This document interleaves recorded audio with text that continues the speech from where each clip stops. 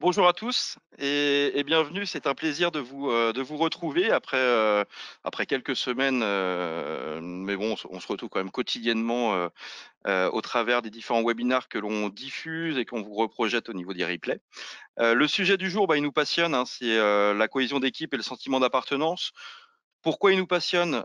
Pour différentes raisons et Dimitri, que je vais laisser se présenter juste après, pourra le compléter, mais on est convaincu que le capital humain aujourd'hui, c'est le premier capital d'une entreprise, c'est le premier levier de réussite, que ce soit au niveau de l'activité qu'au niveau de la transformation qui est en train de s'opérer au sein des entreprises et si le capital humain, est oublié ou en tout cas mis de côté, il y a énormément de risques derrière, des risques de délitement, d'affaiblissement de la cohésion, de perte, de valeur, d'union donc l'objectif de ce webinaire va justement être de traiter ce sujet qui est le sentiment d'appartenance, et ça va être très, très riche, je vous le promets. Et ça va être d'autant plus riche qu'il va être animé par un expert, Dimitri. Bonjour Dimitri. Alors bonjour Damien, bonjour à tous. Donc merci d'être là. Alors je vais peut-être me présenter Damien, peut-être brièvement Bien ou sûr, bien bah, je sûr. te remercie. Alors en gros pour faire bref pour ceux et celles qui ne connaissent pas, donc à mon avis la plupart d'entre vous, j'ai un double parcours. J'ai créé une start-up dans les années 2000 qui vendait des produits arrivés en fin de contrat de leasing. N'ayant pas fait la seconde levée de fonds, j'ai rejoint Accenture, qui est une boîte de conseil qu'un certain nombre d'entre vous, j'imagine, connaissent. Et puis, je voulais aller, justement, tu parlais du capital humain, aller peut-être plus vers l'humain et me tourner vers le métier de comédien. Donc, j'étais au cours Florent et après ça, j'ai lancé une activité en tant que comédien et assez rapidement en tant que formateur et coach. Et j'ai créé en parallèle que j'ai une boîte que j'ai toujours, une boîte de production audiovisuelle. Enfin, tout ça pour dire qu'en gros, en ce qui concerne la cohésion d'équipe, le sentiment d'appartenance et l'aspect humain, c'est quelque chose qui est encore d'actualité dans ma vie de tous les jours, aujourd'hui d'ailleurs, à la fois en tant que formateur coach et aussi en tant que dirigeant, on pourrait dire, d'une boîte de prod. Ouais, Voilà. tout à fait et c'est bien pour ça qu'on a souhaité et encore merci d'avoir, contribué à la préparation et bien sûr à l'animation de ce webinaire, Dimitri. Pour reprendre tes termes, Dimitri, pour ceux qui nous connaissent pas encore et en tout cas, je vois que dans l'audience, il y en a beaucoup qui nous connaissent déjà et merci d'être présents, ils se reconnaîtront. Nous, on est 240 collaborateurs, chez MyConnecting. On a une mission, on l'affirme et on y croit, c'est changer la vie de vos collaborateurs, accélérer la transformation de vos organisations, des entreprises, tant au niveau, stratégique, macro, qu'au niveau opérationnel, par exemple par la formation. Qu'est-ce qui nous différencie, en tout cas de nos chers et tendres confrères? C'est les domaines d'expertise, puisqu'on a une offre vraiment globale, hein, tant au niveau de la bureautique, des soft skills, du digital, des langues. Donc tant au niveau des thèmes qu'au niveau des modalités. On est expert depuis 2006 du distanciel. Ces webinaires, pareil, vous le savez, vous nous suivez, on en fait depuis plus de 10 ans. Et là justement, on renforce cette animation de webinaire puisque c'est devenu même un produit à part entière.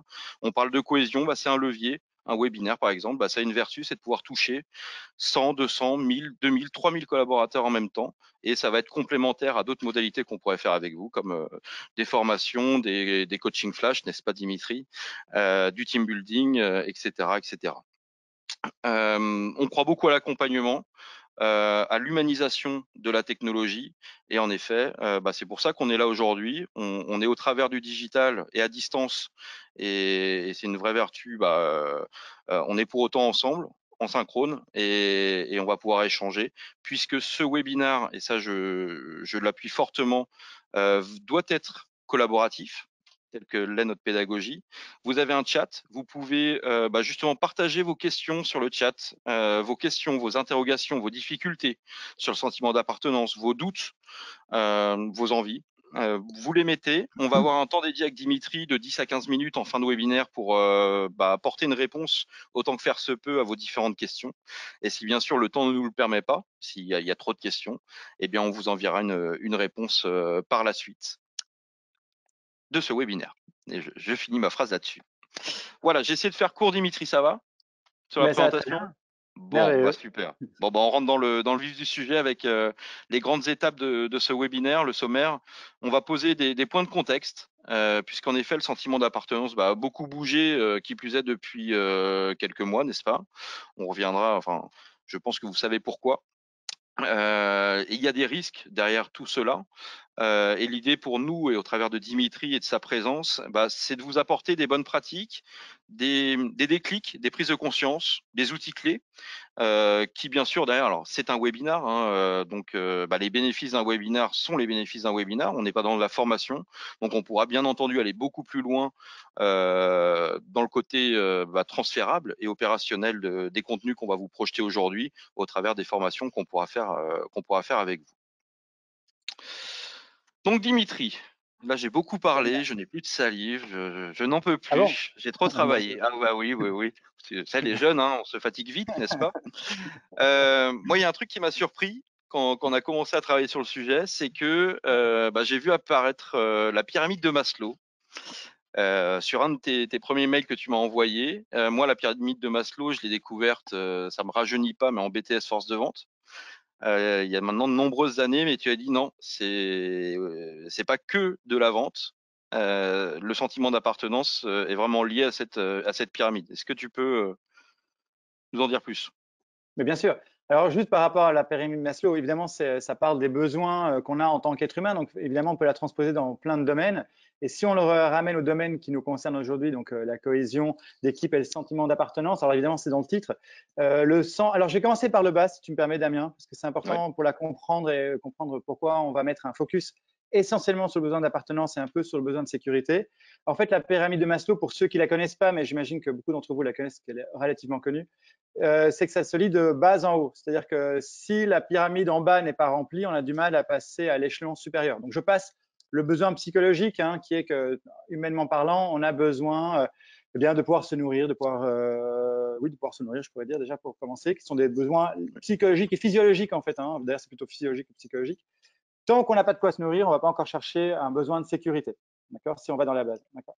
Et maintenant, D'accord. je vais m'arrêter quelques instants sur la notion de besoin de sécurité. C'est vrai qu'une fois qu'on a de quoi se nourrir, si on prend l'aspect basique, il y a cet aspect de sécurité, se sentir en sécurité dans son entreprise, si je le transpose dans le milieu de l'entreprise. Dès lors que je me sens en sécurité, c'est-à-dire que dès lors que j'ai le sentiment que j'ai une vision quand même sur ce qui va arriver, que je peux avoir de l'argent pour me sécuriser, eh bien, j'aurais sans doute besoin d'appartenir à une équipe. Et le besoin d'appartenance, eh bien, c'est le besoin qu'on peut avoir humainement de se sentir faisant partie d'un collectif. On va en parler d'ailleurs plus tard avec Schutz. Hein.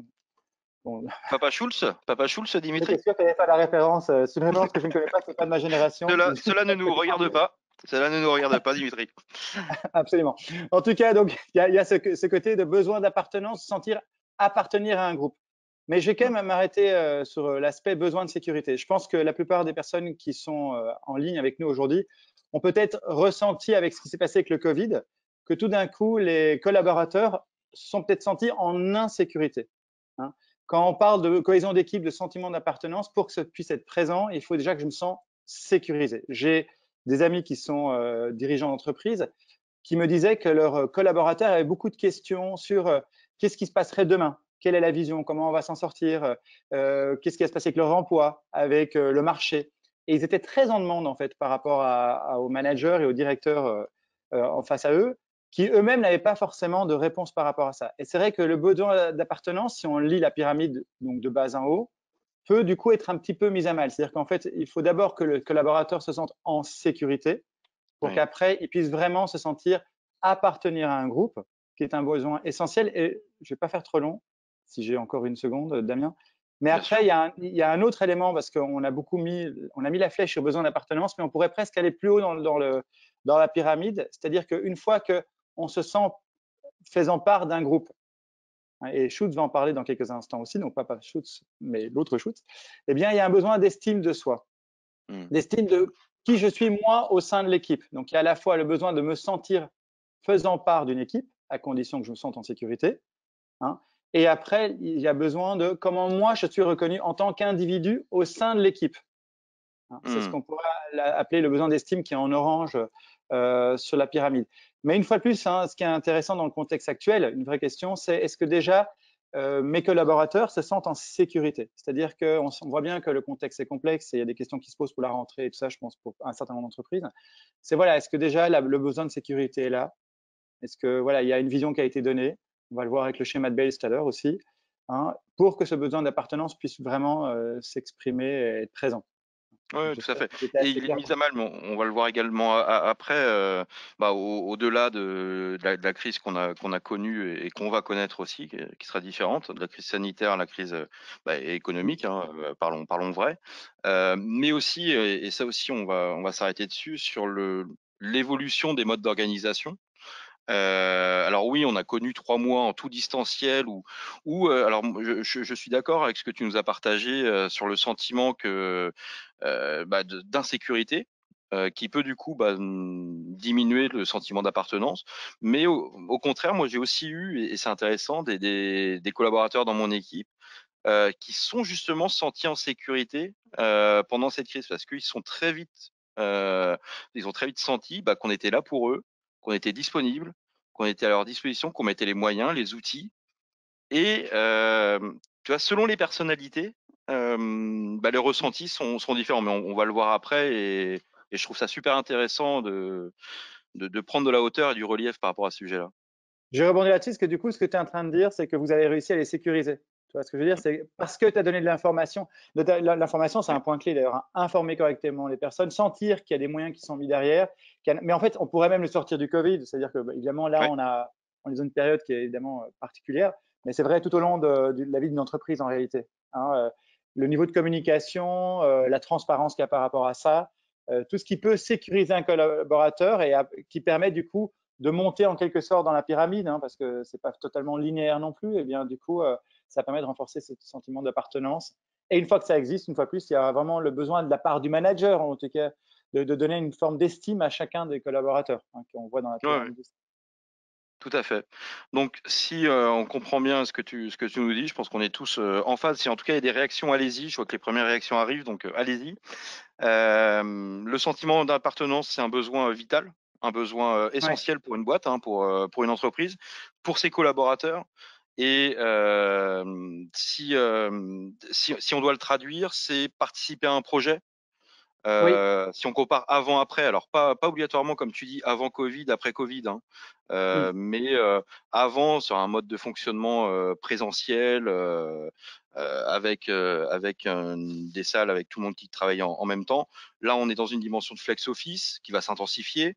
Donc le fait de participer à un projet, de participer à un effort commun, d'avancer ensemble, Laurine, si tu veux bien, c'est fondamental. Sinon, le oui, risque, c'est que, on perde du monde et on perde de la valeur ajoutée, clairement. oui, absolument. Alors du coup, j'aime bien rebondir sur la slide qui suit. C'est qu'il y a cette notion d'effort commun, succès d'un projet, d'avancer ensemble. Bon, on a parlé du besoin essentiel. Mmh. C'est qu'en fait, la cohésion d'équipe, elle est intéressante dès lors que la force de l'équipe dépasse la somme des individualités de l'équipe. D'ailleurs, que ça transcende en quelque sorte l'équipe, c'est-à-dire que quand l'effort commun permet de créer en quelque sorte une entité en plus par rapport à juste une somme d'individus. Tu vois, la cohésion d'équipe, c'est la capacité qu'on a à travers un projet, le succès d'un projet ou un projet qu'on va monter ensemble. Le fait de combiner les bonnes compétences, les bonnes motivations des équipes pour avoir quelque chose qui est une espèce de cinquième personne, enfin une autre personnalité qui serait le projet en tant que tel ou l'effort commun. Donc, c'est pas juste une addition.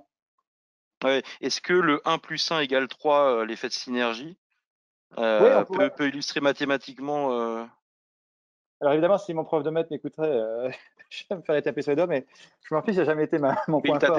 il t'a déjà tapé sur les doigts, Dimitri. Il me lançait parfois des petites craies de manière malicieuse, je dirais. Mais, D'accord. mais en tout cas, toujours est-il que, oui, oui, c'est ça, on pourrait dire ça, effectivement, hein. Et c'est tout Mmh. l'enjeu du management, en l'occurrence, hein, c'est de s'arranger que 1 + 1 fasse plutôt 3, hein, que ça crée une dynamique supplémentaire. Ouais, ouais, et on le verra tout à l'heure, l'impact managérial de la direction, bien sûr, parce que là, on est vraiment sur des sujets de boîte, hein, d'entreprise, de groupe. Mm. L'impact de la direction, l'impact du management est important, mais un point qu'il ne faut pas oublier aussi, c'est que l'input et l'impact de chacun des collaborateurs, de chaque Mm. contributeur de ce projet, est essentiel. Tout ne doit pas venir d'en Absolument. haut, comme tout ne doit pas venir d'en bas non plus, hein, et ça, c'est important.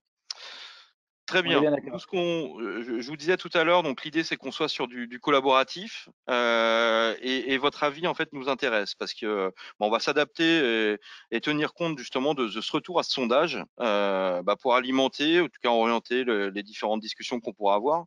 On va avoir votre retour sur une question, c'est comment jugez-vous, comment évaluez-vous aujourd'hui votre sentiment d'appartenance à votre entreprise? Alors c'est pas compliqué, il y a 4 réponses possibles, un choix. Faible, moyen, bon ou très bon. Donc bien sûr, Dimitri, alors c'est ma petite habitude, c'est le premier webinaire qu'on anime ensemble. J'aime bien connaître un peu ta prévision. Toi, tu irais plus vers quoi? Ah, c'est compliqué. Dans ce contexte actuel, là, on sort. En fait, c'est très compliqué. Comme tu l'as dit, ça dépend d'une entreprise à l'autre. Bon, allez, je vais faire un truc Bonne vraiment. réponse. Bonne Non, réponse, non, bonne oui, réponse. ouais, c'est Et comme ça, compliqué. tu n'influences personne. Tu n'influences personne. Oui, Damien, ce que tu l'as dit très justement, hein, tout dépend de comment chaque entreprise a communiqué, a sécurisé l'équipe, comment chacun d'entre. Enfin, c'est aussi une question. Alors, je rebondis un peu pendant que le sondage se fait sur ce que tu as dit. Tu as fait raison. En Mhm. effet, ça vient pas que d'en haut, ça vient aussi de chacun. Et puis chacun vient avec sa personnalité, avec sa force de résilience, avec Tout son à fait. désir de travailler en collaboration ou pas.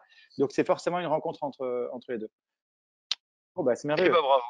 Les résultats sont tombés, donc c'est quand même intéressant puisque on a faible à 0%, moyen et bon donc représente 55%, on va dire la moitié des suffrages, et très bon 45%. Alors n'hésitez pas, et ça serait super intéressant et voire très riche. Pourquoi très bon? Pourquoi très bon? Pourquoi vous jugez votre sentiment d'appartenance à l'entreprise très bon? N'hésitez pas à nous dire pourquoi, en quelques mots, en un mot, en des phrases, comme vous voulez, puisqu'on pourra rebondir bien sûr dessus. Et, Damien, je peux proposer quelque chose ou pas pour Bien sûr, le. bien sûr. Et n'hésitez pas à écrire aussi qu'est-ce que vous entendez, vous, par sentiment d'appartenance. Qu'est-ce que vous mettez Ouais, derrière pour vous, individuellement. C'est intéressant. exactement, exactement. C'est une très très bonne idée. Donc allez-y. C'est le même prix, hein, Dimitri. Ça ne coûte pas plus cher, Absolument. n'est-ce pas? On en parlera après le webinaire, si tu veux bien. Voilà. Bon, en tout cas, c'est déjà un point très positif parce que si on avait eu 75% de faibles, ça aurait été un peu plus triste. Donc c'est très bien. Je pense que les boîtes ont pris conscience que ce sentiment d'appartenance, c'est important. Là, j'aimerais que, de par ton expérience d'accompagnement d'entreprise, de dirigeants, de managers, de collaborateurs, au travers des coachings et des formations que tu fais, des team building, tu nous fasses un peu une photo entre l'organisation du travail telle qu'elle l'est aujourd'hui, ou plutôt telle qu'elle sera demain, et ce sentiment d'appartenance. Pourquoi ça devient un sujet à part entière? Enfin voilà, est-ce que tu peux nous alimenter là-dessus? Oui, bien sûr. Alors, en ce qui concerne l'organisation du travail, alors, avant de juste parler, tu me dis d'aujourd'hui et demain, je pense qu'il y a une chose que le Covid nous a peut-être appris, c'est hyper intéressant d'ailleurs, c'est le fait qu'on ne sait pas vraiment de quoi demain sera fait. Hein, c'est-à-dire que ce Ouais. que j'ai par là, c'est qu'en fait, dans le Covid, on a fait plein de projections qui se sont révélées vraies ou fausses d'ailleurs, et on a appris, et pour moi, c'est un enseignement-là, je parle à titre personnel, à être dans l'instant. Mais pas dans être dans l'instant présent, c'est une phrase qu'on dit beaucoup un peu à la va-vite, mais là, on a vraiment dû être dans l'instant présent. Donc, ce que sera l'organisation du travail demain, on voit des tendances. Est-ce que ça va se confirmer ou non? Parce que ça, après, ça fait l'objet de discussions. C'est que beaucoup d'entreprises envisagent de maintenir le télétravail totalement pour certaines, en partie pour d'autres. Et donc, ça va avec donc une journée, 2 jours peut-être à distance. Donc, par définition, Mmh. ça va changer l'organisation de l'entreprise, la façon dont les collaborateurs vont être en contact avec leur entreprise de manière très concrète. Hein, et il y aura peut-être moins de moments instantanés où vous voyez, on voit son manager, j'ai une question à lui poser, je le vois, donc du coup, je peux lui parler. Tout va être peut-être un peu plus programmé si on est en distanciel. Ouais. Donc, ça modifie l'organisation, si cette tendance de télétravail se renforce, ça va changer l'organisation par définition. J'ai donné des exemples très concrets. On a déjà vu arriver, on a déjà vu depuis longtemps arriver le travail en open space. Peut-être que le nombre de bureaux vont réduire, c'est-à-dire qu'on pourrait fonctionner. C'était le cas chez Accenture dans les années 2000 déjà. On venait au bureau un peu comme à l'hôtel, on réservait notre poste de travail et le reste du temps on travaillait chez soi. Ça a été déjà il y a 20 ans. Ouais.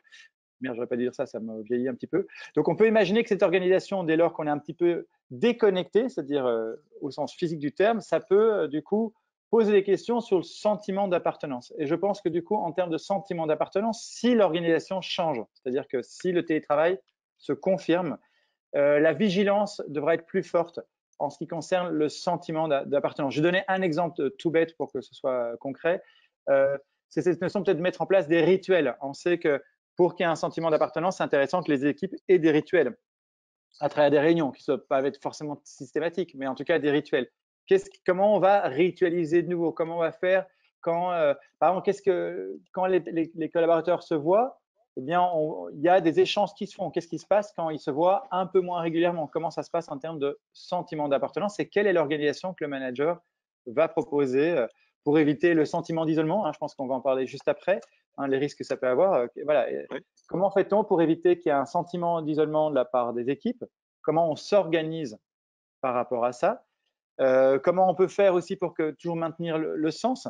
Hein, j'ai coaché d'ailleurs, grâce à toi d'ailleurs, des personnes de chez Free, des jeunes managers, hein, qui tout d'un coup avaient des équipes qu'ils ne voyaient pas, hein, et donc du coup, ils faisaient des points Zoom une fois par semaine. Quand on met en place des actions concrètes, l'équipe, ça c'est un truc qu'on voit en coaching, hein, le manager coach, ça existe. Comment je fais pour donner du sens, hein, comment je réponds à des petites questions que je peux faire au jour le jour, alors que là, on est en distanciel. Donc, je pense que, j'espère que je ne vais pas être trop long là-dessus, mais l'organisation a clairement un impact sur le sentiment d'appartenance et doit renforcer le niveau de vigilance, je pense. Ouais, ouais. Et comme le dit Emilia, à juste titre, pour avoir le sentiment d'appartenance, faut se sentir utile. Bon, oui, ça résume bien ce Ouais, que tu viens de dire. Et moi, je vais juste exactement. pour illustrer, et tu n'es pas trop long, je te rassure, parce qu'autrement, je me permettrais de te couper, Dimitri. C'est très, très intéressant ce que tu dis. Des feedbacks de dirigeants d'entreprise, de DRH, d'entreprises partenaires et clientes, qui en effet vont, cette tendance du télétravail à distance, je pense, va quand même se développer. Beaucoup me disent que, en fait, on va repasser par une phase présentielle pour en fait organiser ce qu'on n'a pas pu faire à cause du Covid et de l'effet brutal et subi Mm. de ce chamboulement. On va organiser le télétravail de façon plus pro, hein, pour parler clairement. Mais oui, la dimension flex office, je pense qu'on était qu'aux prémices là depuis 5-10 ans. Le boost, il va être aujourd'hui et pas que pour des vertus de bien-être aussi, faut le dire. Il y a aussi des gains financiers derrière. Si on est nous en Île-de-France, bon voilà, quand en Île-de-France ou dans les grandes métropoles, on a juste à prendre le prix au mètre carré des bureaux. Voilà. Hein, je pense que là aussi ton prof de mathématiques serait heureux de t'entendre faire la multiplication. Ne me parle pas de lui. Alors, juste pour rebondir là-dessus, est-ce que les entreprises réfléchissent en termes d'organisation? C'est très bien et c'est Ouais, fondamental, hein, évidemment. On va le voir une fois plus avec Belge, que la partie organisation est fondamentale. Après, moi, je parle, si on parle du sentiment d'appartenance, aussi du besoin psychologique, hein. Comment fait-on pour maintenir un niveau de motivation des équipes? Une fois plus, cette notion pour que les gens ne se sentent pas isolés, hein. Comment ils font pour avoir toujours du sens, hein, donc se sentir utile, hein, c'est effectivement un point essentiel.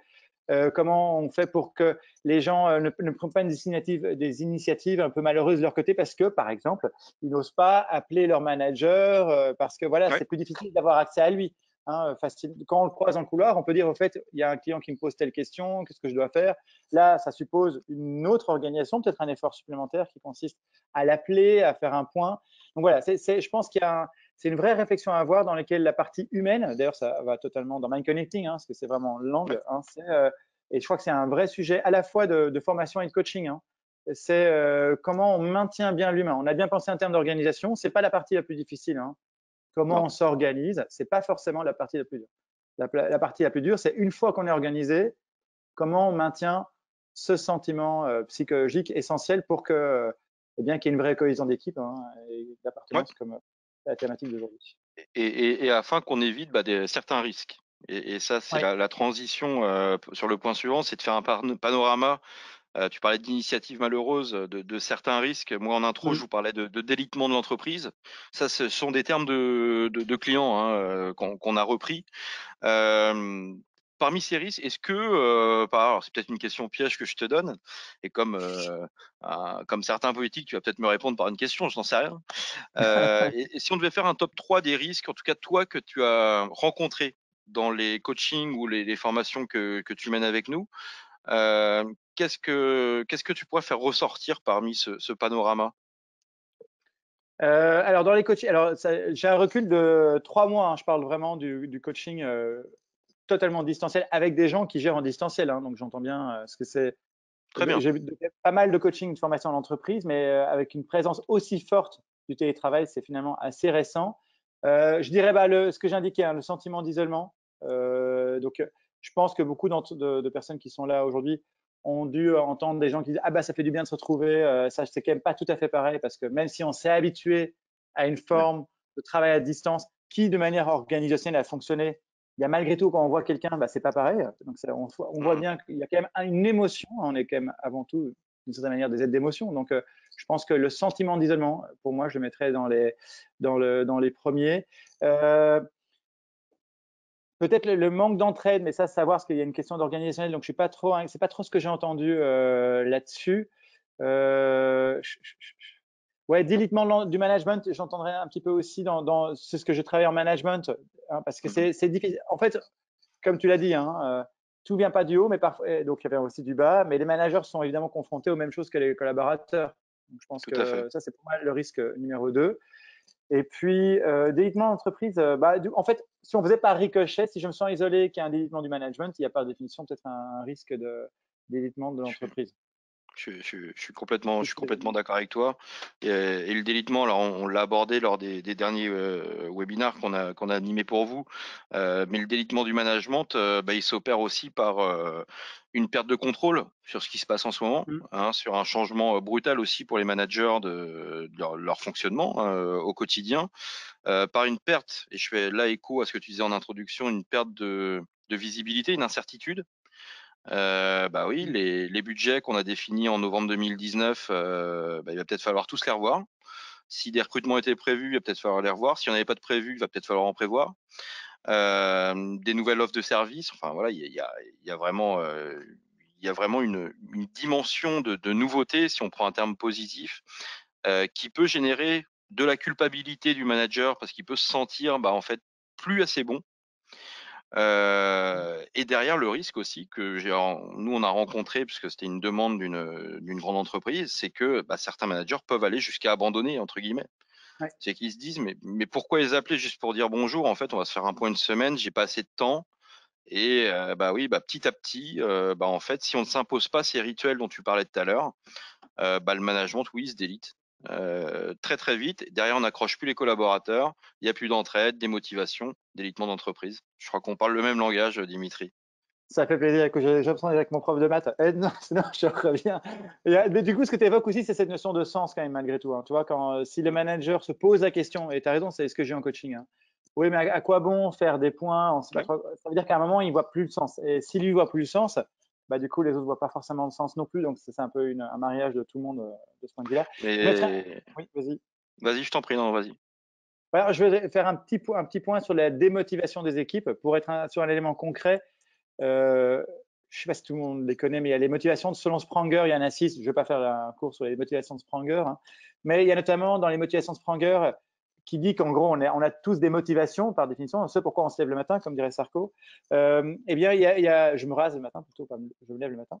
Mais il y a notamment des motivations comme se sentir utile à l'autre. Il y a des gens qui sont motivés. Ce qui les motive au jour le jour, c'est de se sentir utile aux autres, aux collaborateurs, aux clients, se sentir utile à mon collègue. Et c'est vrai que quand on n'est pas en présentiel, eh bien, comment ça se traduit ça, hein, ou bien me sentir utile, il y a le côté utilitaire, à me sentir utile, avoir un retour sur investissement, voir un résultat de ce que je produis. Après, je pense que là où la seule chose sur laquelle on doit peut-être faire attention, c'est peut-être pas tout focaliser sur le télétravail, parce que j'imagine On est que d'accord. les gens ici sont pas confrontés que à des notions de télétravail.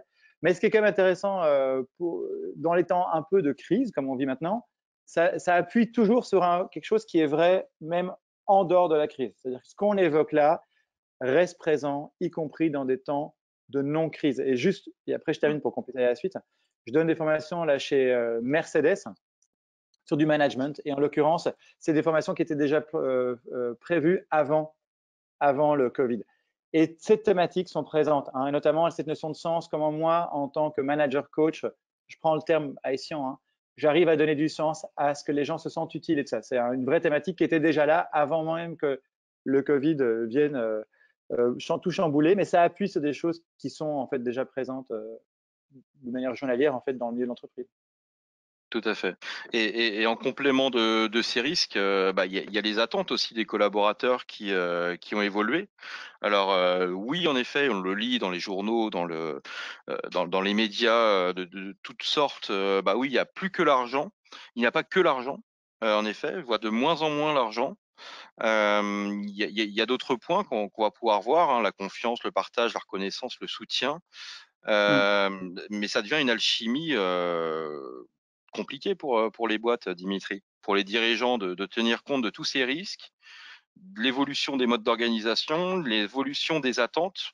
Quel conseil tu donnerais, toi, bah, à un manager ou à un dirigeant aujourd'hui pour que l'appartenance se développe dans la boîte, quoi?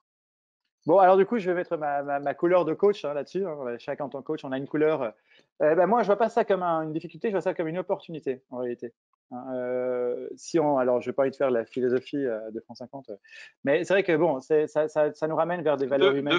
2 francs 50 ne te rajeunit pas beaucoup, Dimitri. Mais 2,50 €, ça passe moins, je trouve, c'est moins bon. C'est vrai.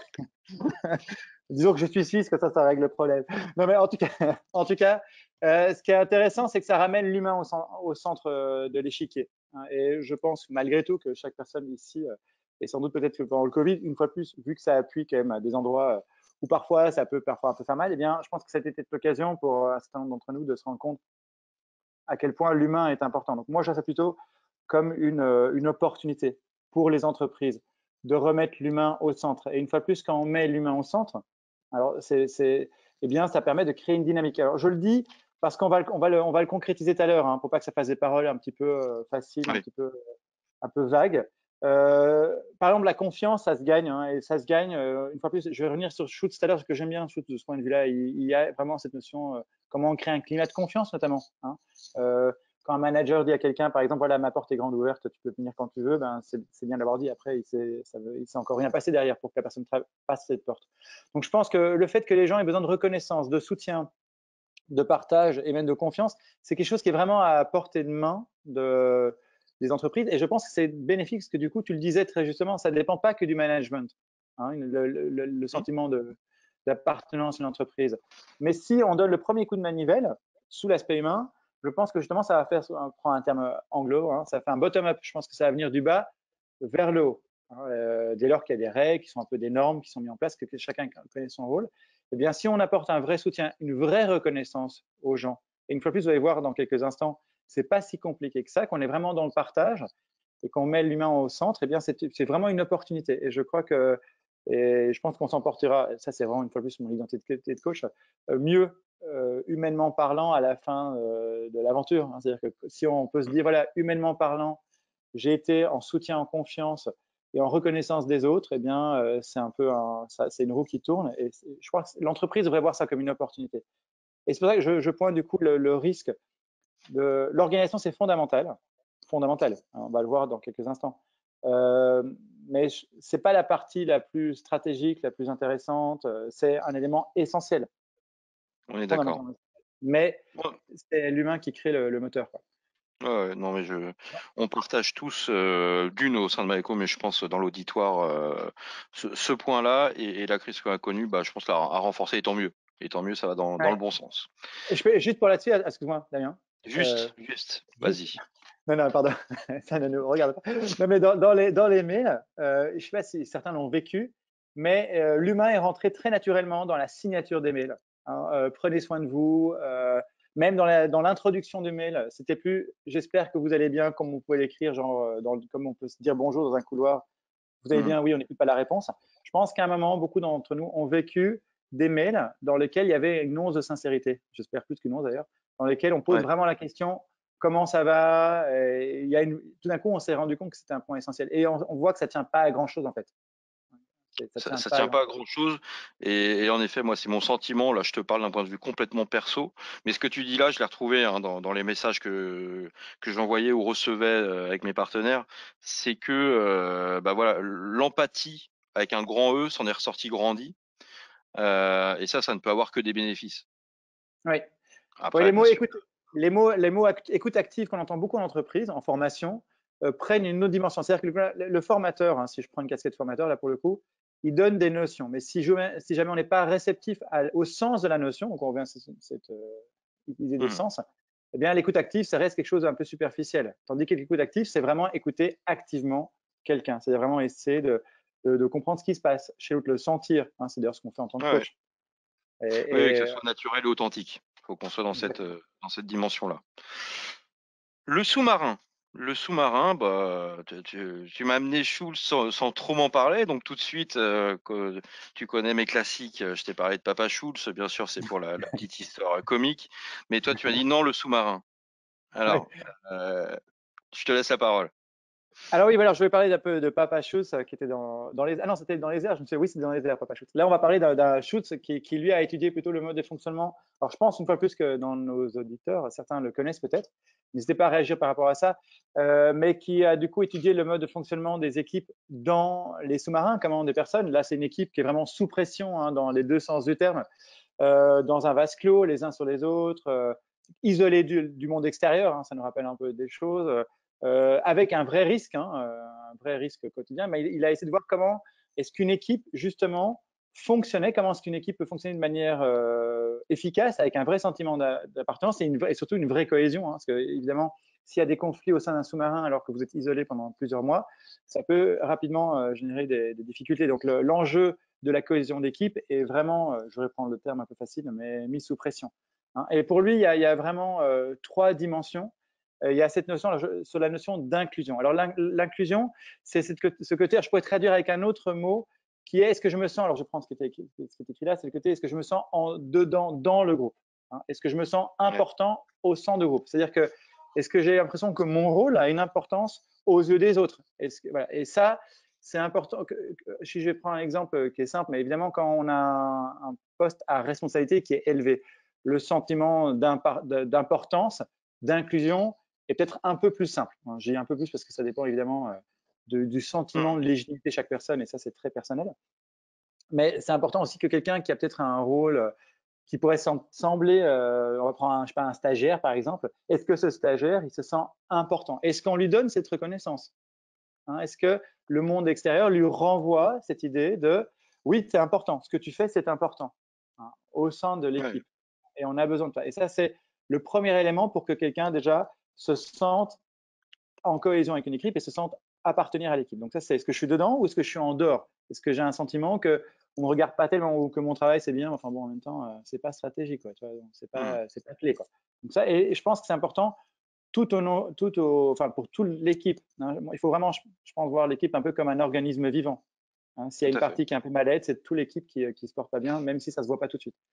Ça, c'est le premier niveau. Le deuxième niveau, c'est le côté contrôle. Alors une fois plus, shoot, on pourrait passer une longue journée là-dessus, donc je vais essayer de simplifier. Je vais prendre un autre terme que contrôle, même si évidemment c'est le terme juste. C'est le côté, on va dire, compétent pro, quoi. Est-ce que je me sens pro ou compétent, c'est-à-dire je peux influencer ou est-ce que j'ai du pouvoir grâce à ma compétence, hein. Est-ce que je me sens en dessous Mmh. ou au-dessus de mes compétences, ou en tout cas, voilà, est-ce que je me sens professionnel? On pourrait traduire ça, hein, le côté Je suis contrôle. d'accord avec toi, je préfère ta traduction que le terme de contrôle, en effet. Oui, alors là, j'avoue qu'on simplifie un peu quand Ouais. professionnel, c'est pour, parce qu'on a un temps court, le contrôle, c'est celui Mmh. plus correct de choses, mais je le traduis un petit peu dans le côté, peut-être pour simplifier un peu, le côté pro, c'est un peu le côté compétent. Ça, c'est le point 2, on en entend de plus en plus parler, c'est quand même pas tout à fait nouveau. C'est le côté savoir dire bravo aux équipes quand elles font un travail qui est bien, ne pas que faire des reproches, mais bon, ça, je pense que c'est quelque chose que les gens ont déjà beaucoup entendu en formation, hein, mais donner de la reconnaissance au niveau des compétences des gens, sentir que Mmh. voilà, je suis compétent, donc j'ai un pouvoir, donc j'ai une influence sur les autres. Dès lors que je suis compétent, je peux influencer les autres. Si je suis incompétent, je ne vais pas pouvoir avoir le sentiment que je peux influencer les autres. Tout à C'est fait. bon pour vous? Ok. Très bien. Pas dit pour toi d'ailleurs. Je te vois maintenant. Et, Mais ça me va et très bien, là, Dimitri. On peut bah, se tu sais, tu peux c'est me ma voyer, moi je vais génération. continuer Hein. je vais me continuer à te tutoyer bien sûr, mais tu peux me Mais voyer. bien sûr. Bah, écoute, aucun problème. Alors le dernier point, c'est le point d'ouverture. L'ouverture, c'est vraiment ouverture à l'autre dans toute sa dimension. Hein. Alors vous voyez le mot échange et confiance, on pourrait dire dans le côté de la proximité, hein, si je traduisais le truc, hein. C'est-à-dire est-ce que je me sens suffisamment en proximité, je donne un exemple avec mon manager par exemple, pour pouvoir lui partager des choses, est-ce que je suis suffisamment en confiance pour lui partager des choses qui sont peut-être un peu plus personnelles, hein. Est-ce que je peux parler d'un truc, d'une dimension un peu plus perso de moi? Pas que du Mmh. travail à 100%, pas que du problème que je peux avoir avec tel collaborateur ou avec encore que collaborateur, c'est déjà un peu une proximité, mais avec tel client, hein, mais aussi dans ma dimension un peu plus personnelle, un peu plus intime. Alors, l'idée, évidemment, c'est pas qu'on devienne, que l'entreprise vienne un endroit de psy, hein, ou même qu'on fasse le bureau Ouais. des peintres, mais c'est très important que chaque personne puisse se sentir reconnue aussi dans son intimité. C'est fondamental parce que évidemment que l'intimité ne s'arrête pas une fois qu'on a passé la porte. Et c'est pas toujours la dimension la plus simple en fait hein, à accepter Oui, dans parce que l'entreprise. toi, en t'entendant, on peut se dire, bah oui, ok, bon, on est tous d'accord. On est tous d'accord. Mais je Mm. tiens à appuyer sur ce point que tu viens de dire, c'est que ce n'est pas si simple que ça. Non. Se poser les bonnes questions, s'autoriser à changer, à évoluer, etc. Bah, c'est d'une pas inné pour tout le monde. Et dans tout changement, bah, il y a des difficultés. Donc, bah oui, ce n'est pas simple. Alors Et pourtant, c'est en ça que je trouve que les crises sont intéressantes. Hein, et pourtant, je pense que beaucoup de personnes qui sont ici l'ont vécu avec, justement avec le confinement. Je pense que ouais. tout d'un coup, on a été forcé d'intégrer cette notion d'ouverture, de proximité, parce que tout prenait une dimension différente. Et ça ne m'étonnerait pas que beaucoup de personnes ici présentes et que beaucoup de collaborateurs aient été, d'une certaine manière, amenés à être dans cette ouverture. C'est en ça que je dis que c'est une opportunité, en fait. Et on s'est rendu compte, je pense que Mmh. malgré tout, le fait d'avoir fait ça, ça n'a pas non plus bouleversé l'entreprise dans le sens où, oh merde, d'un coup, je vais trop loin, j'ai trop pris l'intimité de la personne, ça me met à mal, je perds ma légitimité de Ouais. manager ou je perds ma légitimité de collaborateur. On a vu que les deux étaient possibles. Hein, Ouais, les ouais, tout deux. à fait. Non, non, il y a eu beaucoup de bénéfices, comme dans toute crise, hein, bien entendu. Il y a Mm, des opportunités, comme tu l'as dit. Et en mettant nos fameuses lunettes roses, moi je suis d'accord, hein, ce que l'on a vécu là, bah, a eu de très très belles vertus. Ça a cassé quelques barrières, je pense beaucoup de croyances chez certains. Ça a renforcé la proximité, ça a renforcé l'empathie, comme je vous disais tout à l'heure. Et derrière, c'est des comportements entre collaborateurs, des comportements managériaux. Nous, on a mené des sondages auprès de nos 240 collaborateurs, hein, on l'a demandé. Ils ont adoré le télétravail, en grande majorité. On n'est pas sur du 100%, mm. mais ils ont même eu l'impression d'être plus proches que lorsque on n'est qu'en présentiel. Donc c'est des questions, bah, surtout des réponses qui sont super intéressantes parce que derrière, bon bah, en parallèle, ça a aussi généré plus de créativité. Moi, j'ai le sentiment, on l'a pas encore évalué quantitativement, mais on est en train de le faire, que l'autonomie de nos collaborateurs a aussi cranté. Voilà, maintenant, bah, il faut réorganiser une histoire nouvelle avec, bah, du coup, des nouveaux fondements, quoi. Donc c'est top, c'est top. Je pense que si les gens se sentent importants, qui se sentent compétents et qui se sentent reconnus dans une forme de proximité, eh bien, justement, cette capacité à gagner en autonomie est renforcée, tout en se sentant en Sécurisé. cohésion avec, oui, sécurisé en cohésion avec l'équipe. Hein, donc, c'est pas ça, c'est pas Mmh. l'autonomie pour que je pars loin. Hein, c'est parce que du coup, le sentiment d'équipe est plus fort. Et là, on se rapproche du coup du 1 plus 1 égale 3 en fait. On en revient, on en revient. Absolument. Et tu me parlais tout à l'heure du schéma de Bales, dont tu faisais, écho. Mm. Alors, aussi autre sujet, bon, que je connais, mais j'ai toujours une grande attention à t'entendre en parler. Ouais, est-ce que tu peux, C'est en gentil en tout faire cas d'avoir une grande potentiellement. attention Bah, à non, en mais c'est parler. c'est toujours un plaisir quand je t'entends en parler, et quand tu m'as dit: «Là, c'est sa place ici», j'ai dit: «Oui». J'ai dit: «Oui», Oui, complètement. bah, justement, en fait, je vais mettre ça en parallèle avec ce que tu disais tout à l'heure. Tu vois, quand on parle, c'est marrant parce que le sentiment de proximité, alors que humainement, on en a tous un peu besoin, enfin, d'avoir, Mmh. en tout cas, se sentir reconnu pour ce qu'on est. C'est celui qui, en entreprise, parfois, peut faire un petit peu peur, hein, parce que on a l'impression d'ouvrir un peu les vannes. Hein. Donc, du coup, ce qui peut rassurer et ce qui peut rationaliser en quelque sorte, même si j'aime pas trop le terme de ce point de vue-là, mais euh, le shoot, c'est le schéma de Bell. Alors, le schéma de Bell, c'est lui, pour le coup, il a étudié plutôt des classes d'école, donc j'espère pas la mienne en l'occurrence quand j'étais petit, pour voir quelles étaient les plus performantes. Et d'ailleurs, c'est intéressant, j'ai pas le schéma en tête, mais Google a fait une étude il y a pas très longtemps dans laquelle ils ont essayé de voir bien quelles étaient les équipes qui étaient les plus performantes chez eux. Hein, et ils sont arrivés à des conclusions qui sont assez proches du schéma de Bell. Il y a des nuances, hein, mais on n'est pas très OK. loin du truc. Donc, on sait que pour qu'une équipe fonctionne bien, hein, eh bien, c'est important. Peut-être que l'image est un peu floue, donc j'espère que tout le monde arrive à la voir. Non, ça va. Ça va? OK. C'est C'est peut-être, ce sont que, peut-être des problèmes de vue, Dimitri, mais ça se. attention Damien, c'est la troisième fois que tu es en train de dire que je suis après 35 ans, donc c'est dommage de me le dire, parce que j'ai commencé ma startup quand j'avais 15. Alors du coup, ce qui est important, c'est que dans l'équipe, il y ait des objectifs clairs. Hein, c'est très important qu'au niveau de l'équipe, au niveau de l'entreprise, chacun ait des objectifs clairs. Et c'est intéressant d'ailleurs que chacun se pose la question, hein, je parle aux personnes qui nous écoutent évidemment, de tiens, à quel point nos objectifs sont clairs. Surtout que peut-être que maintenant, justement, certaines choses ont bougé. Mmh. Le deuxième point qui est important, c'est les règles du jeu, hein, les normes. Hein. Quelles sont les règles qu'on met en place au sein de l'équipe? C'est important de les mettre en fait en démarrage, hein, parce que si jamais on met des règles en cours de route, et ça peut arriver évidemment, eh bien, admettons qu'on mette en place une règle parce qu'il y a eu un dysfonctionnement qui est dû à une ou deux personnes, ces personnes forcément vont se sentir peut-être un peu plus visées, donc du coup, on touche un peu à l'aspect de shoot. Donc, ce qui intéresse, c'est mise à mal. Hein, je ne suis plus reconnu comme étant forcément compétent puisque apparemment j'ai fait une erreur. Donc, c'est intéressant de mettre en place des règles qui sont connues de tous et de préférence en amont d'un nouveau projet, par exemple.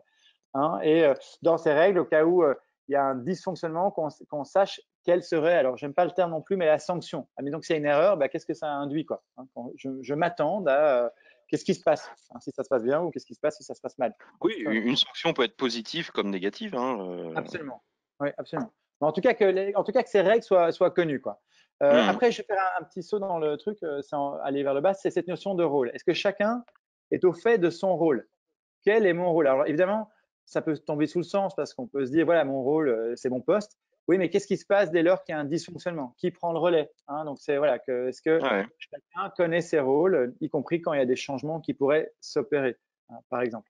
Est-ce qu'il y a aussi une question de cohésion? Alors je mettrais la notion cohésion en parallèle avec un peu une ambiance, quoi. Quelle est la cohésion? Quelle est l'ambiance au sein de l'équipe?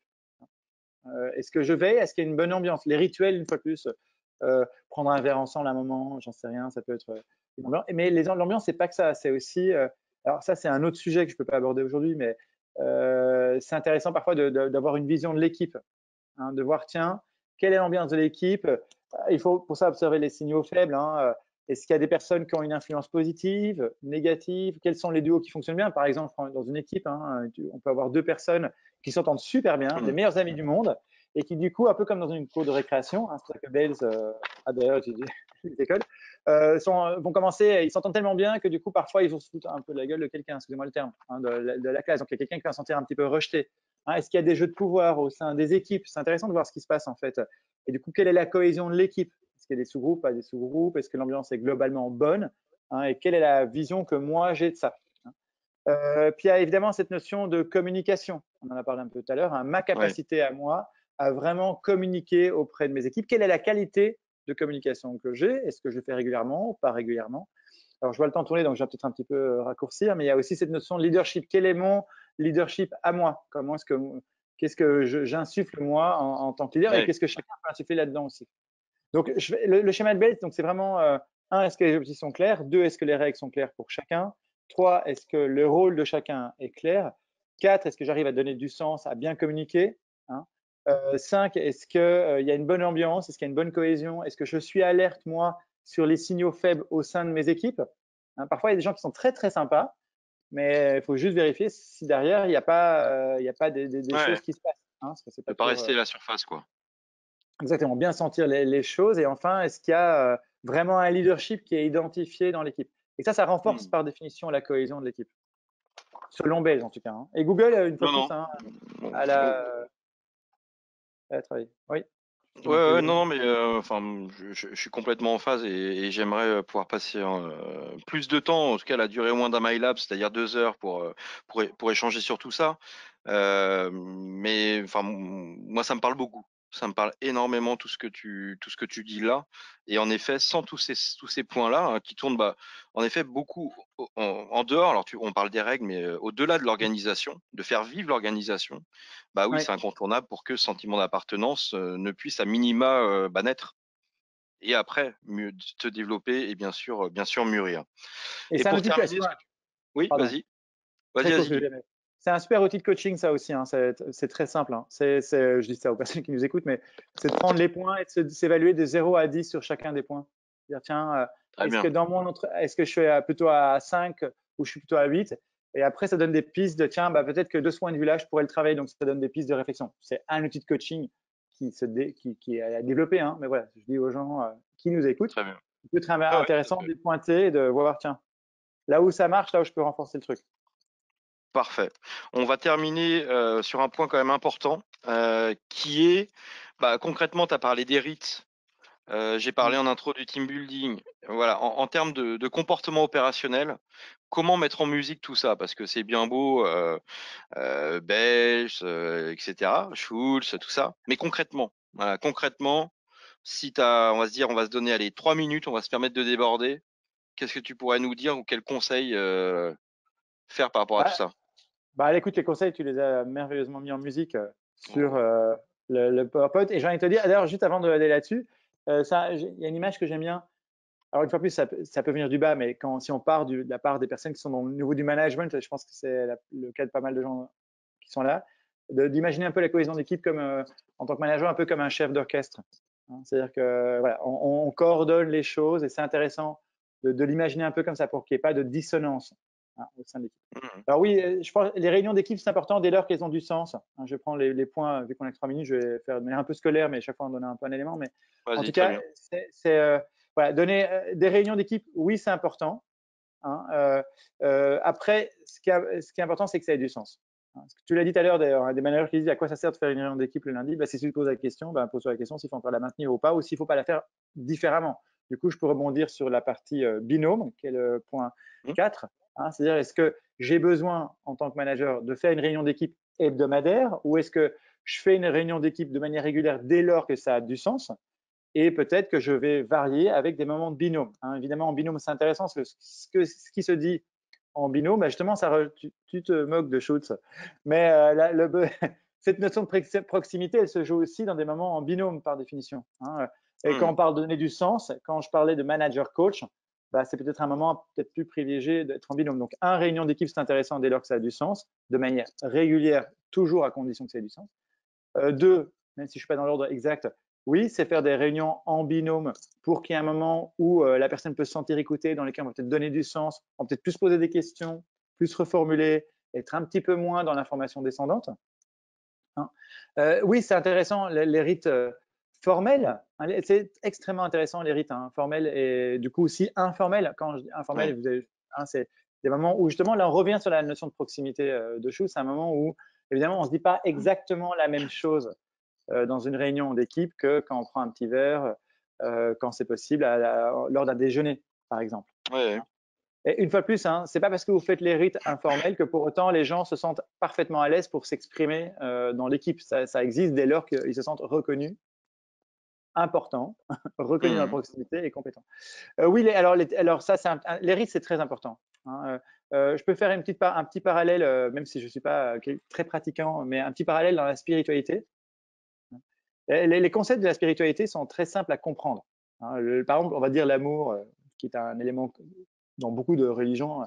Eh bien, c'est facile à comprendre intellectuellement, mais pour que ce soit intégré, eh bien, les religions se sont peut-être obligées de ritualiser la chose, ritualiser pour que ça s'intègre un peu plus. Le rite, c'est un rendez-vous qu'on prend, hein, pour intégrer une notion qui semble parfois un peu plus théorique.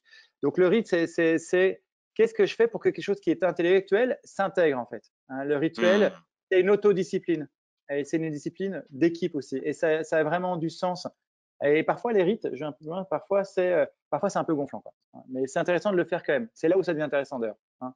Si c'est juste, bah, vous avez envie, vous n'avez pas envie, bah, parfois c'est intéressant que ça devienne un moment sans, il n'y a pas cette notion de forcer pour forcer, hein, mais une fois de plus, si on respecte les éléments de shoot, eh bien, parfois je me dépasse, hein, pour ritualiser quelque chose. Donc, c'est ça le terme rite. Hein. C'est comment je fais. Mhm.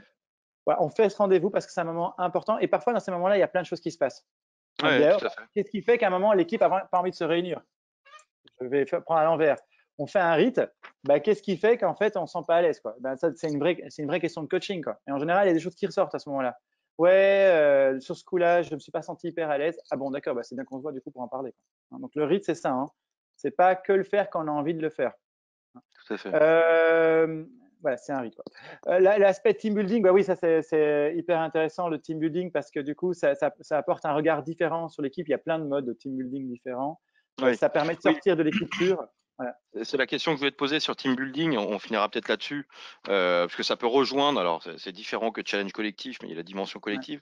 Le team building, on le voit pour beaucoup de façon très imagée, d'aller faire une chasse au trésor dans une forêt à Ermenonville. Voilà, il y a plein de sortes de team building. Oui. Alors oui, alors juste, alors je vais mettre un point d'alerte sur le team building, Merci. si je peux me permettre. C'est que si le team building, ça devient un sparadrap, genre l'équipe va pas bien, donc on va faire un petit team building, c'est sympa, et après on a résolu le problème. Vous avez vu, on est sorti, c'est sympa. Bah c'est pas bon, quoi. Hein, le team building, c'est intéressant aussi dans le sens de se poser la question quel est le team building qui peut être un moment de faire ressortir les choses. Je pense que on peut faire un team building s'il n'y a pas une raison, si on ne va pas attaquer le fond du truc, ça n'a pas tellement de sens. Dans beaucoup d'entreprises, on fait des team building en disant, mettons il faut que le marketing, je prends un truc vraiment bateau. Le marketing et le commercial doivent travailler ensemble, très bateau. Ils ne se comprennent pas toujours. On va faire un petit team building, c'est sympa, ils vont apprendre à se connaître.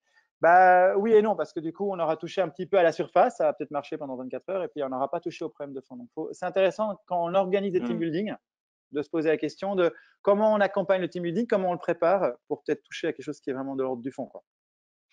Et ben en Pour tout pas que ça cas, insuffisamment. Laurine, si tu nous entends à la régie, et ben on n'a plus qu'à faire un vrai team building qui a du sens. Voilà, Laurine, encore merci à toi, qui accompagne la technique aujourd'hui de ce webinaire. Pour terminer, bon là je vais passer vraiment 3 secondes parce que je veux qu'on garde quand même pour répondre à un maximum de questions, un peu de temps. On parle de l'organisationnel, on parle du management, on parle que chacun est acteur de ce sentiment d'appartenance.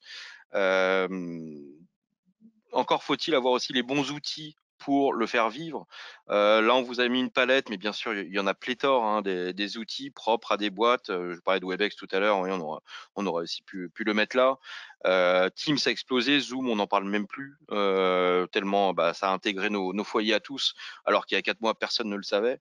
Mais en tout cas, l'adoption des outils, et je crois qu'il y a un vrai revirement de prise de conscience sur ce point-là, l'adoption et la formation, et là je prêche vraiment pas pour ma paroisse, mais c'est devenu un élément clé pour déployer le collaboratif, pour déployer bah, le sentiment d'unité, de travailler, d'avoir du sens, de travailler en mode projet. Oui, si on ne maîtrise pas les outils, bah, c'est presque voué à l'échec puisque ça va être trop compliqué. Et l'humain, si c'est compliqué et que personne n'est là pour trouver des solutions pérennes et non pas des sparadraps comme tu disais, bah, la difficulté elle va revenir toujours dans et avec en parallèle un sentiment d'épuisement qui va aller de petit à fort et derrière bah, vous avez bien compris que le sentiment d'appartenance bah, n'est même plus un sentiment puisque on ne le perçoit même plus. Ça a été speed, mais bon, c'est un vrai sujet. C'est vrai que c'est challengeant de vous proposer un webinaire d'1 heure sur le sentiment d'appartenance. On a des questions. Alors, il y en a plusieurs auxquelles on a déjà répondu. Mais j'ai Julien qui nous dit bah, très bien, c'est super intéressant, merci Dimitri. Alors, on aurait pu dire merci Damien également. Quels sont les signaux d'alerte pardon, que je peux repérer au sein de mon équipe? Est-ce qu'il y a des signaux très factuels, Dimitri, qui pourraient faire dire à Julien, le manager, oh là, attention, au niveau de l'appartenance, il y a un Oui, risque. alors c'est évidemment c'est une question presque de coaching parce il faudrait que je puisse en parler avec lui, mais presque en binôme. Mais oui, il y a des signaux d'alerte. Ça dépend comment les équipes réagissent. Mais il y a des personnes qui, par exemple, vont se mettre en retrait. Ce qui est intéressant, en fait, pour Hmm, répondre à la question, c'est d'être attentif à ce qu'on appelle les signaux faibles. ouais, Tout le monde n'a pas forcément la facilité de s'exprimer, hein. Attendre que quelqu'un viennent passer le bureau en disant écoute, là, il y a vraiment un problème, c'est souvent déjà un peu tard d'ailleurs. C'est intéressant de voir les signaux faibles. Alors, les signaux faibles, ça dépend des comportements de chacun. Alors, je vais donner quelques éléments de signaux faibles en fonction des différents comportements. Pour ceux qui connaissent le disque, par exemple, ça peut donner des points de repère faciles. Un signaux faible, ça peut être par exemple quelqu'un qui se met vraiment très en retrait, quelqu'un qui était a priori plutôt actif, d'un coup, il n'y a plus de son, plus d'image, il parle moins, alors qu'à la base, il parlait peut-être plus. Le fait qu'il prenne moins d'initiatives aussi, c'est un autre signal, hein, que la personne prenne moins d'initiatives. Ou dans des réunions, le fait que deux personnes prennent beaucoup la parole et que tous les autres se taisent en permanence et qu'il n'y ait pas une ouais. confiance mutuelle, ça c'est des signaux qui font que, à mon avis, dans l'équipe, il y a moyen de créer des conditions. Après, il y a des gens qui sont plus extravertis, introvertis, quoi qu'il arrive, hein. Mais Hmm, ou des signes d'agressivité, hein, par définition, hein, le fait que les gens montrent peut-être des signes d'impatience, hein, on sent que d'un coup les gens montent un peu plus dans les tours. Donc là, j'ai fait en fait, j'ai brossé en fait dans les signaux faibles deux types de comportements différents. Des personnes qui vont être peut-être plus expressives, qui vont s'agacer plus vite, qui vont être plus impatientes, qui vont être un peu plus agressives. Euh, et des signaux où, au contraire, la personne va plus se mettre en retrait, où il va Ouais. peut-être dire oui, je m'en occupe, mais en fait, il se passe strictement rien. Ça, c'est des signaux.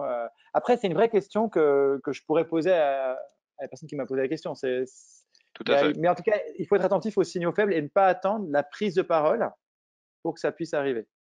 Très bien. C'est une question vraiment de Oui. ressenti. Hein. Ouais, Ouais, mais ouais, aussi complètement, complètement. Mais Julien, je pense qu'il a eu sa réponse.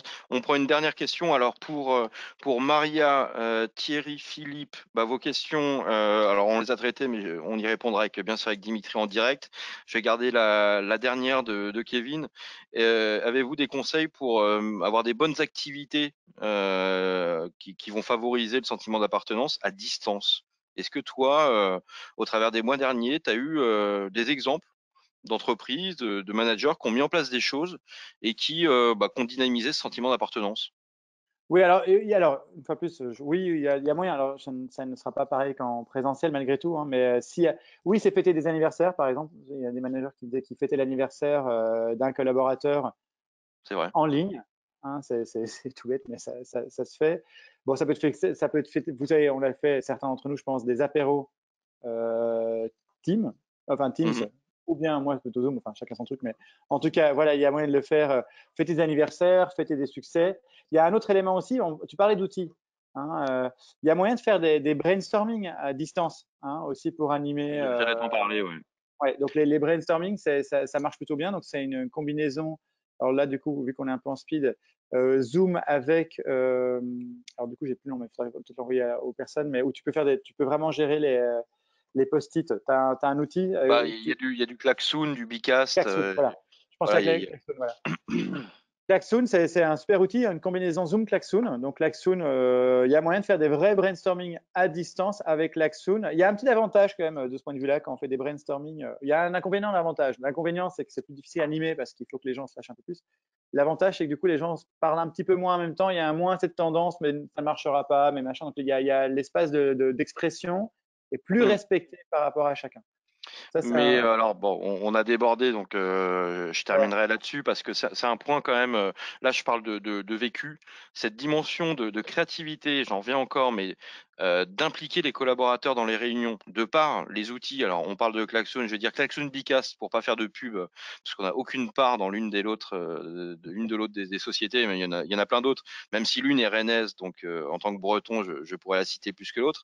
Mais vous voyez, ne serait-ce qu'au niveau du CODIR, au niveau des réunions d'équipe, au niveau des ateliers de formation, bah oui, ces ateliers, ces outils collaboratifs, franchement, ont été un vrai levier sur le sentiment d'appartenance, en tout cas au sein de mon équipe. Et les feedbacks que l'on a aussi vont dans ce sens-là. Donc oui, il y a plein de choses pour animer.